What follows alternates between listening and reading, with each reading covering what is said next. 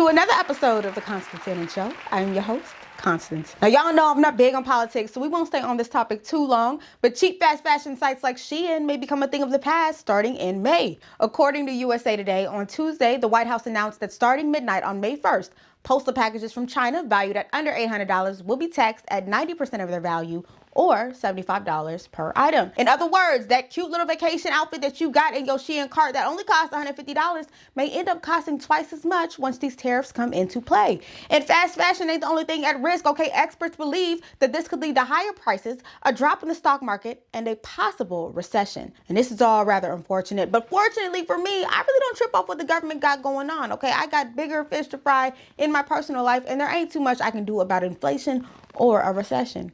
It is what it is, okay? God is in control and I ain't tripping. Now, I won't be shopping with Shein if these prices go up. However, I want to know what you guys think about these newly imposed tariffs. And will you continue to shop with fast fashion sites like Shein and AliExpress given these newly imposed taxes?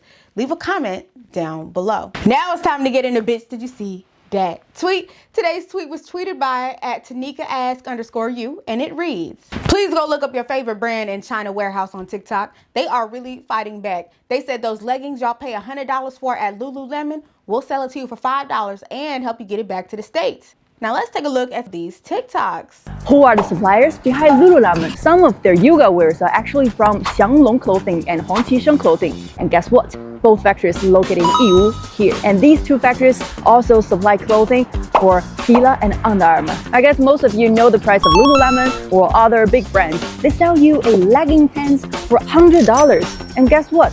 Here in these two factories, you can get them for around $5 to $6. Am I tripping, or was this not already common knowledge? I thought we all knew that big name brands like Lululemon were getting their products from foreign countries like China for cheap and selling them in the United States for higher prices. I mean, that's what all businesses do. So I'm really not blown away by these videos, but this is great because they expose which vendors are responsible for which products, or similar products at the very least, okay? I don't see the average consumer utilizing this information unless they plan on buying in bulk, because I'm sure the MOQ, or minimum order quantity, is out of this world. However, this is great for small business owners. If you ever wanted to start a business, you no longer need to worry about buying vendor lists and searching for long, countless hours on Alibaba. All you got to do is TikTok search it and you most likely will find the vendor that you need. Okay, now I'm waiting for them to start exposing the hair companies, and then I could be blown away. But based on my experience as a previous hair company owner, these vendors be lying anyways. So if I were you, I wouldn't put all your eggs into one basket.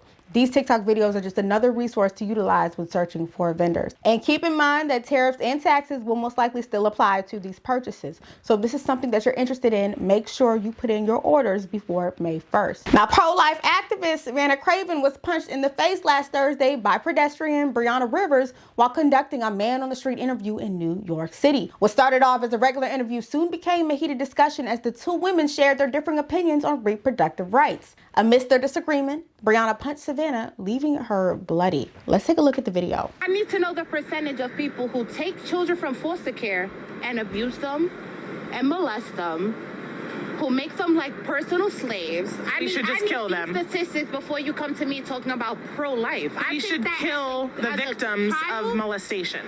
I think, what does this have to do with molestation? You just mentioned people molesting children. We should kill the kids in foster care is what you said. What I'm saying is in general, overall. If I don't want to have a baby, I should have the choice to. Just don't have sex then. Even as teens, people explore. And it's like, as funny as you want to be, people should still have the choice. I think that you just don't understand the magnitude of having a child. I'm not the one who admitted they would be okay with killing babies in foster care and killing children that have been abused. That's not the point. What I'm saying. That's really...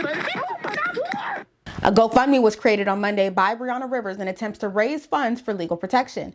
According to Brianna's GoFundMe post, she fears for her safety after encountering death threats along with random strangers coming to her door in regards to the incident. Now, was the punch warranted? No. Okay, there is never an excuse for putting your hands on someone simply because you disagree. But does Brianna deserve to be threatened? Obviously not. All right, accountability must be taken by both parties. You can't be rage baiting people on a topic as sensitive and as serious as abortion happen and not expect the worst. I've seen so many news outlets refer to Savannah as a journalist, and as a journalist, it is your job to remain unbothered and get a story. Journalists should not be trying to provoke their subjects for viral content. There is a time and a place for everything, and the streets of New York during a man on the street interview is not the place for a debate, child. I wish the best for both parties. I hope Brianna gets the help that she needs, and I hope Savannah adopts a new approach the next time she wants to get her point across. As always, I want to hear y'all's thoughts. What do you think about this whole situation? And what would you have done if you were in Brianna's shoes? Leave a comment down below. I recently came across a clip on Instagram from the Rare Moments podcast. The host, Ramon Reed, shared his take on why he does not block people on social media. Let's take a quick look at the video. That's why I don't block, because you're going to have to see this greatness. You're going to have to look at me. You're going to have to see what we doing. You're going to have to be coaxed by just this elevation that's going on around me.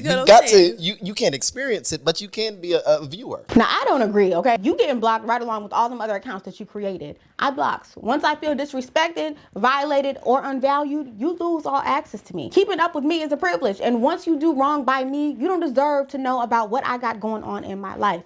I don't want or need you to see me flourishing. That being said, if you wanted to sit back and watch the Lord's blessings in my life, you should have thought twice before you did me wrong and led me to do something to block you. So you know what? Access revoked and access denied. You don't get to keep up with the girl, okay? As always, I want to hear y'all's thoughts. How do you feel about blocking people? Do you prefer to let them see you flourish, or do you revoke access? And I want you guys to go into detail and tell me why, okay? Go ahead and get right in them comments and let me know. Now it's time to take a quick commercial break, and when we return, we'll be discussing the hair care product that can grow your edges back in less than a year.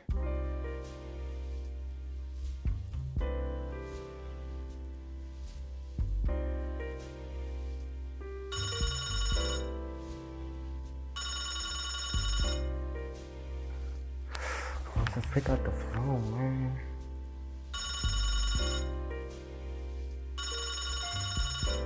Damn, Constance, pick up.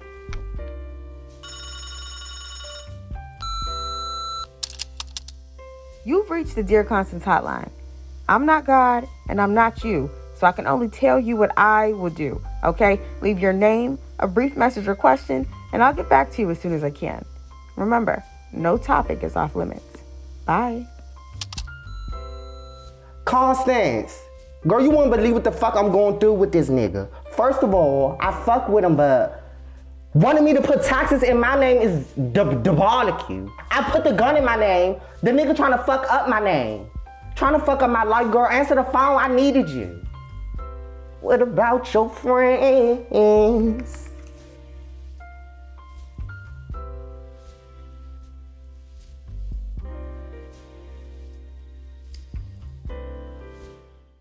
Welcome back, y'all. It is time to get into and thank you. Now, TikTokers are raving about the latest hair growth product on the market. The restoring hair and edge drops from Beyonce's hair care brand Sacred are allegedly growing back edges in less than 3 weeks. And many customers have come forward to share their experience with the Sacred drops. And from the looks of it, these drops getting in thank you from me, okay? I took a look through the ingredients of this product, and to my surprise, there was no mention of any oils. It appears to be water-based with ingredients like rose water, fermented rice powder, ginger extract, and biotin. Now, I'm not typically influenced by online testimonials, but to know me is to know I have no edges, y'all, and it is time to regrow what I can, if at all possible. I have tried derma rolling for hair growth, I've used different oil concoctions, and nothing seems to work for me. So I will be purchasing these drops and will be putting them to the test, okay? These drops retail at $56 on both the Sacred site and Ulta.com. For $56, I'm expecting some magic to happen, so I do have high hopes.